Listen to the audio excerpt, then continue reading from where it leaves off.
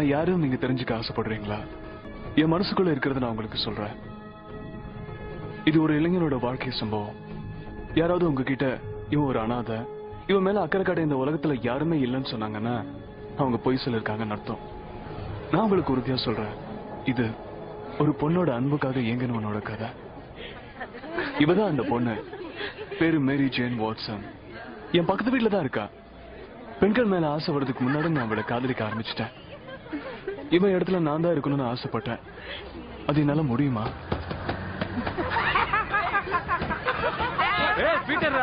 இது நான் தான். இப்படியே ஸ்கூல் வரைக்கும் ஓடி வந்துரு. பஸ் நிறுத்துங்க.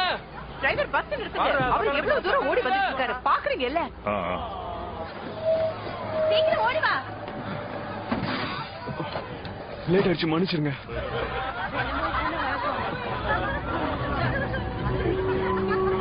அடுத்த ஒலிம்பிக்ல உனக்கு தான்டா பிரைஸ். கண்ணாடி போட்டவனுக்கு இடம் தர மாட்டேன். இதெல்லாம் ரிசர்வ். பின்னாடி போ. என் பக்கத்துல உட்காராத.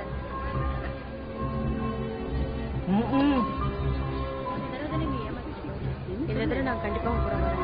அதுக்காக வரேன் சொல்றேன்.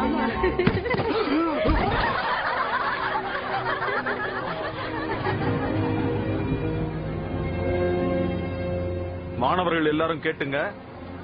நாம எல்லாரும் இப்ப ஒரு ஆராய்ச்சி கூடத்துக்கு வந்திருக்கோம். பின்னாடி தானே வரேன். ஞாபகம் வச்சுங்க, நம்ம ஸ்கூல் மானத்தை காப்பாத்துங்க. கொலம்பியா பல்கலைக்கழக விஞ்ஞானத்துறை சார்பா நம்ம ஸ்கூல்ல கூப்பிட்டுருக்காங்க. இன்னொரு தடவை இந்த மாதிரியான வாய்ப்பு உங்களுக்கு கிடைக்காது. அவங்க சொல்றத கவனமா கேட்டுங்க. தனித்தனியா இஷ்டத்துக்கு ஓடாம ஒன்னா சேர்ந்து வாங்க. நாம இங்க பொழுதுபோக்க வரலங்கறத ஞாபகம் வச்சுங்க. வாங்க.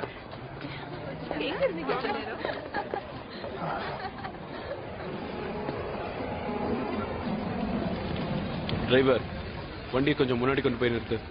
ஏன்? வாசல் இந்த பக்கம் தானே இருக்கு. நான் தினம் ஒரு புது வண்டியில வந்து இறங்குறத கூட படிக்கிறவங்க எல்லாம் பாக்கணும்ல. தினசரி நீ எந்த கார்ல வந்து இறங்குறன்றது முக்கியம் இல்ல. நீ எப்படி படிக்கிற, வாழ்க்கையில எப்படி முன்னேற போறேன்னு தான் எல்லாரும் கவனிப்பாங்க. எனக்கு கவலை இல்ல. கவலை இல்லையா? இந்த மாதிரி சொல்ல உனக்கு வெக்கமா இல்ல? இதுக்கு போய் நான் எதுக்கு வெக்கப்படணும்? நான் என்ன சொல்ல வர? ஒண்ணும் இல்ல. பீட்டர். Hi Harry. எப்படி இருக்க? நல்லா இருக்கேன். ஹாரி, இத மறந்துட்டு போறியே. தேங்க்ஸ் பா. பீட்டர், இவர்தான் எங்க அப்பா, நார்மன் ஆஸ்பான். ஹலோ. உன்னை பத்தி நிறைய சொல்லிருக்கான். உங்களை நேர்ல பார்த்ததுல சந்தோஷம். நீ விஞ்ஞானத்துல ரொம்ப கெட்டிக்காரனாமே. உனக்கு தெரியுமா, ஒரு வகையில நானும் ஒரு பெரிய விஞ்ஞானி தான். நீங்க நானோ டெக்னாலஜில செஞ்ச ஆராய்ச்சிகளை பத்தி நான் நிறைய படிச்சிருக்கேன் சார். உனக்கு அது புரிஞ்சுதா? புரிஞ்சு அதை பத்தி நிறைய கட்டுரைகளும் எழுதியிருக்கேன். பிரமாதம். உன்னை பெத்தவங்க உண்மையிலேயே பாக்கியசாலிங்க தான். அவங்க உயிரோட இல்ல, நான் என் மாமா கூட தான் இருக்கேன். சார், எங்களுக்கு நேரம் ஆயிடுச்சு. மறுபடியும் சந்திக்கலாம். சரி. அவர் நீ சொன்னாலும் மோசமா தெரியலையே. நீ புத்திசாலி, அதான் உங்ககிட்ட அவர் எதுவும் காட்டிக்கல. நமக்கு தெரிஞ்சு 32,000க்கும் மேற்பட்ட சிலந்தி வகைகள் இந்த உலகத்துல இருக்கு. சிலந்திகள் எல்லாம் அராங்னே பிரிவை சேர்ந்தது. அதுங்க மீசோதேலே, இந்த பகுதியில இருக்கிறதுல இதான் ரொம்ப நவீனமான எலக்ட்ரான் மூணு உட்பிரிவுகளா பிரிக்கப்பட்டிருக்கு. நான் இப்பதான் பாக்குறேன். அப்படியா? ஆனா இந்த மூணு பிரிவுகளுமே உணவு தேடுற விஷயத்துல ரொம்ப வித்தியாசமா இருக்கும். உதாரணத்துக்கு ஸ்பெராசிடே குடும்பத்தை சேர்ந்த டெலினா ஸ்பைடர் தான் இறைய பிடிக்க இருக்கிற இடத்துல இருந்து தாவி போகும். போட்டோ எடுத்துக்கலாமா?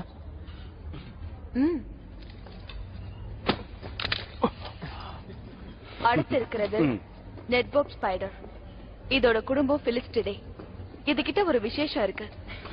இது பின்ற வலையில தன்னை விட பல மடங்கு அதிக எடையுள்ள இரைய தூக்கும். அந்த அளவுக்கு பலமுள்ள இழைகளை கொண்டு இது வலைய பின்னும்.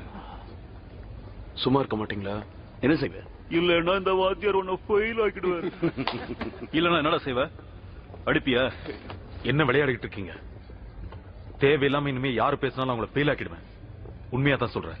இந்த கிராஸ் ஸ்பைடர் தன்னோட வலையில மாட்டிக்கிற இரைய தப்பிக்க விடாம மின்னல் வேகத்துல போய் பிடிக்கக்கூடிய திறன் கொண்டது.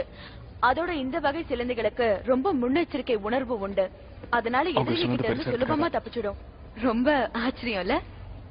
அந்த சிலந்தி பாரு, எனக்கு ரொம்ப பிடிக்கும். சில சிலந்திகள் எதிரிங்க கிட்ட இருந்து தப்பிக்கிறதுக்காக இடத்துக்கு தகுந்த மாதிரி உலகத்துல உள்ள பல வகையான தங்களோட சிலைகளை நிறத்தை அடிக்கடி நாங்க இங்க மாத்திக்கும். கொண்டு வந்து பீட்டர். ஆராய்ச்சி பண்ணிக்கிட்டு இருக்கோம். இத பத்தி தெரிஞ்சுக்கிறதுல என்ன பிரயோஜனம் இருக்கு? பிரயோஜனம் இருக்கு. கடந்த 5 வருஷமா கடுமையான ஆராய்ச்சிக்கு பிறகு எங்க விஞ்ஞானிகள் இங்க உள்ள அவகிட்ட பேசலாம், ஒவ்வொரு வரியா? செய்திகளோட உயிரணுக்களான ஐயோ அடிப்படையை நான் வரல. கண்டுபிடிச்சிட்டாங்க. நீயே போய் பேசு. இந்த உயிரின அடிப்படையை வச்சு இது வரைக்கும் முடியாதுன்னு நினைச்ச ஒண்ண நாங்க இப்ப செய்ய ஆரம்பிச்சிருக்கோம். நல்லாவே இல்ல. கொஞ்சம் கற்பனை ஆமா, பண்ணி நீ சொன்னது சரிதான். ஆரோக்கியமானவரோட எனக்கு பிடிச்சிருக்கு. நோயாளிக்கு செலுத்தினா எனக்கும் பிடிக்கும். என்னைக்கும் இந்த உலகத்துல வியாதிங்கிற உனக்கு பேர் தெரியுமா, எதிரிங்க கிட்ட இருந்து தப்பிக்கிறதுக்காக இடத்துக்கு ஏத்த மாதிரி சிலந்திகள் தங்களோட நிறத்தை மாத்திக்கும். நிஜமாவா? அது ஒரு வகையான தற்காப்பு நடவடிக்கை. அப்படியா? ஆமா. நவீன ஆய்வு கூடத்துல இந்த 3 வகையான சிலந்திகள் கிட்ட இருந்து எடுக்கப்பட்ட மரபணுக்களோட அடிப்படைகளை ஒன்னா இணைச்சு புது வகையான 15 அற்புத சிலந்திகளை உருவாக்கி இங்க வச்சிருக்கோம். 14 தான் இருக்கு. என்ன சொல்றீங்க? உன்னை காணோம். ஆமா, ஆம். அத ஆராய்ச்சிக்கு எடுத்துட்டு போயிருப்பாங்க. இந்த பகுதியில இருக்கிறது எல்லாத்தையும் விட இது ரொம்ப நவீனமான எலக்ட்ரான் மைக்ரோஸ்கோப். உனக்கு தெரியுமா? உனக்கே முழுசா ஒரு விஷயமும் தெரியாது, அதுக்குள்ள இவளுக்கு பாடம் சொல்லி கொடுக்க வந்துட்டியா? முதல்ல நீ உருப்புற வழியை பாரு. எந்த மாணவன் என்ன பண்ணுவான், எதுல கவனமா இருப்பான்னு எனக்கு நல்லா தெரியும். இல்லன்னா இந்த ஸ்கூல்ல இவ்வளவு நாள் காலம் தர முடியுமா?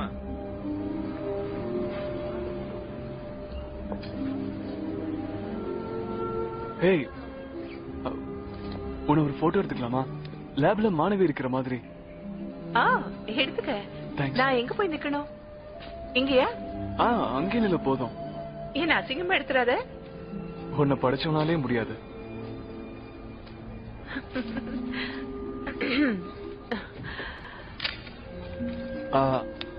அடுத்த போஸ்.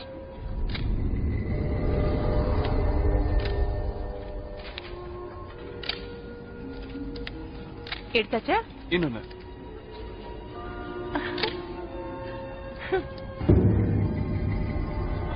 கொஞ்சம் சரி.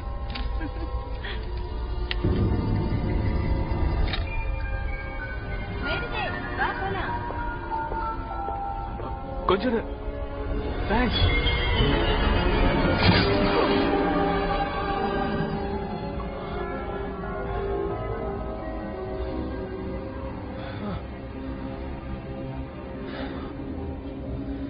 பீட்டர், வா போலாம்.